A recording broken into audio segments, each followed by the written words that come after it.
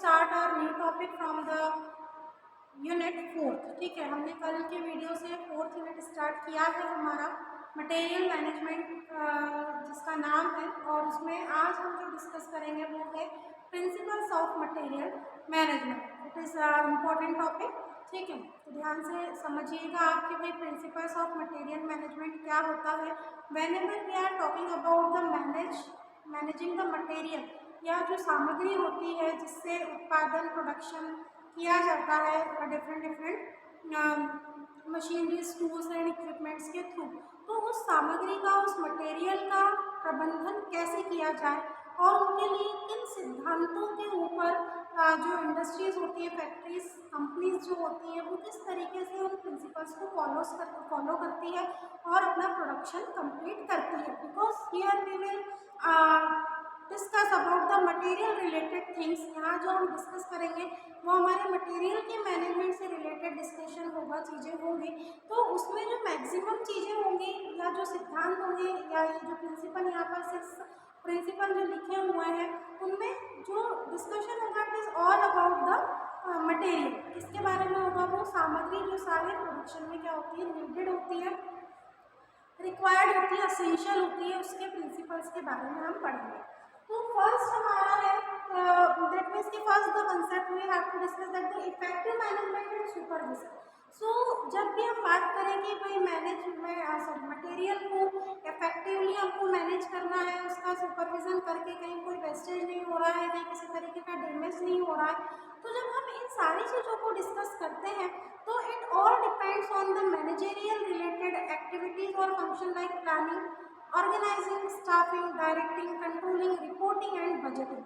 ठीक है, ये सारी जो चीज़ें मैंने आपको कही है, जो मैनेजरियल फंक्शंस हैं हमारे, तो मटेरियल मैनेजमेंट का जो फंक्शंस होता है या जो इफेक्टिवनेस होती है उसको मैनेज करने की, वो मैनेजरियल फंक्शंस के ऊपर क्या होता है, डिपेंडेंट होता है। मैनेजरियल फंक्शंस हमने पढ़े हुए हैं, planning, organising, staffing, directing, controlling, और 2 more things are added into it, that is reporting and budgeting. ठीक है, मटेरियल का जो भी परचेसिंग है, जो भी यूजेस है, you have to report it.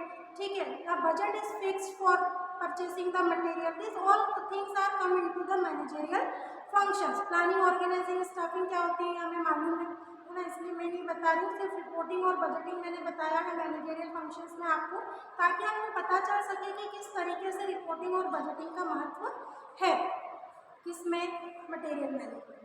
तो पहला प्रिंसिपल देख लीजिए आप, sound purchasing method. Whenever you have to purchase the material. ठीक है, बहुत ध्यान से समझना, क्योंकि हम यहाँ सामग्रियों के प्रबंधन की बात कर रहे हैं, मटेरियल के मैनेजमेंट की बात कर रहे हैं। तो सबसे पहले मटेरियल डैमेज होने से बचा लेंगे क्या आप बिना परचेज किए? सीधी सी बात है, नहीं। प्रोडक्शन आप बिना मटेरियल के भी नहीं कर सकते, ये भी बिल्कुल एक जो है वो ट्रुथ है कि भाई पहले मटेरियल होगा, मटेरियल के अलावा अन्य सामग्री होगी जिससे आप प्रोडक्शन कर रहे हैं। जैसे अगर मान लो कि आप कच्चा माल खरीद रहे हैं, आपका मटेरियल है, आप कुछ अदर इक्विपमेंट्स खरीद रहे हैं, तो वो भी आपका क्या है, मटेरियल है। अब इन मटेरियल की जो परचेसिंग होती है, it should be sound, it should be clear, वो काफ़ी क्लियर होना चाहिए। या whatever you want to purchase, जो भी आप मटेरियल परचेज करना चाहते हैं, unnecessary waste should be avoided whenever you are purchasing the material. बिना कारण का या बिना ज़रूरत का कोई ऐसा मटेरियल ना परचेस हो जाए जिसकी हमें क्या नहीं है, आवश्यकता नहीं है, जिसकी हमें नीड नहीं है। तो उसको हम क्या कहते हैं कि भाई साउंड परचेसिंग मेथड्स के थ्रू, है ना, या जो बहुत इफेक्टिव मेथड्स हैं उन्हीं के थ्रू हम मटेरियल को क्या करेंगे, परचेस करेंगे। इतना डीप में हमें मेथड्स को नहीं पढ़ना है, अदरवाइज मैं आपको मेथड्स भी बताती कि किन मेथड्स के थ्रू जो है वो परचेसिंग की जाती है मटेरियल की, बट वो हमारे सिलेबस का पार्ट नहीं है। We just have to focus on the principles. So the first thing is on method. Next होता है स्किलफुल एंड पॉइस नेगोशिएशन। ठीक है, whenever you are negotiate with the suppliers और द कस्टमर्स, तो it should be skillful. किसी भी तरीके से अननेसेसरी खर्चे, या कस्टमर को ऐसा ना लगे या सप्लायर को ऐसा ना लगे कि हमारे साथ किसी भी तरीके का क्या हो रहा है, कोई गलत बिहेवियर हो रहा है, या हमें सस्ते माल खरीद कर महंगे भाव में बेचा जा रहा है, इस तरीके का जो एक माइंडसेट होता है वो supplier as well as customer का नहीं होना चाहिए। और ये क्लियर होता है नेगोशिएशन के थ्रू। जब भी आप सप्लायर से डिस्कशन करते हैं अबाउट द मटेरियल, सो सीधी सी बात है कि आप 3-4 अलग अलग सप्लायर से क्या लेते हैं, कोटेशन लेते हैं, जहाँ से आपको क्वालिटी वाइज रेट वाइज अच्छा मटेरियल मिलता है, यू विल परचेज, तभी खरीदते हो ना। ऐसा तो नहीं है कि सेम क्वालिटी सेम और रेट ज़्यादा है तो आप परचेज कर लेंगे, नहीं, आप बहुत सारी चीज़ें एज अ रेशनल होकर, रेशनल कंज्यूमर होकर आप सोचते हैं, then only you will purchase. तो जो नेगोशिएशन होता है it should be too much skillful. Next होता है हमारा इफेक्टिव परचेज सिस्टम। अब तीसरा जो प्रिंसिपल है, तीसरा सिद्धांत है, वो क्या कहता है कि भाई जो इफेक्टिवनेस होनी चाहिए इस चीज़ की, परचेसिंग सिस्टम की, इट शुड बी क्लियर, कि जो भी परचेसिंग करने का तरीका है, वो मटेरियल का हो, अदर मशीनरीज का हो, या वो सारी उन सामग्रियों का हो जो आपके प्रोडक्शन में हेल्पफुल है, तो वो जो परचेसिंग सिस्टम होना चाहिए इट शुड बी क्लियर, कि ऐसा नहीं है कि भाई फाइनेंस से हमने ज़्यादा करवा लिया मटेरियल के रिगार्डिंग और हमने खर्चा कम किया, या हमने क्वालिटी कोई और देखी थी और हमने जो माल बुलवाया है, जो सामग्री बुलवाई है वो सेम उस क्वालिटी की नहीं है जो हमने ऑर्डर किया था। तो जो परचेसिंग सिस्टम है वो भी क्या होना चाहिए, बहुत ज़्यादा इफेक्टिव होना चाहिए। अननेसेसरी मटेरियल को अगर आप परचेस कर लेते हैं तो आपका मनी उसमें इन्वेस्ट हो जाता है और उसके रिटर्न्स आपको कुछ नहीं मिलते हैं, या वो वेस्टेज हो जाता है टोटली। तो इसीलिए जो परचेसिंग सिस्टम है it should be too much effective. Next principle said that should be simple.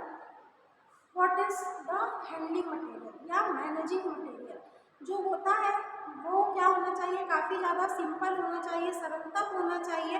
आप मटेरियल को मैनेज करते समय इतना उसको कॉम्प्लेक्स ना बना दें कि प्रोडक्शन से ज़्यादा खर्चा आपको उसकी मैनेजिंग में लग रहा हो, उसको मैनेजमेंट में लग रहा हो। In very simple methods, in very simple ways, you have to manage the materials.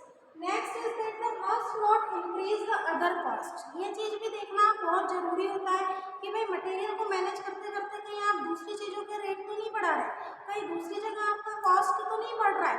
तो जब आप इन चीज़ों को इफेक्टिवली आइडेंटिफाई करते हैं और द मैनेजर है ना, द मटेरियल मैनेजमेंट जो डिपार्टमेंट देखने वाला या प्रोडक्शन पर्सन या परचेसिंग मैनेजर ही अगर मटेरियल हैंडलिंग को भी देख रहा है, मटेरियल की मैनेजिंग को देख रहा है, तो वो ये भी ट्राई करता है कि भाई मटेरियल को मैनेज करते करते मेरा कोई दूसरा कॉस्ट ना बढ़ जाए।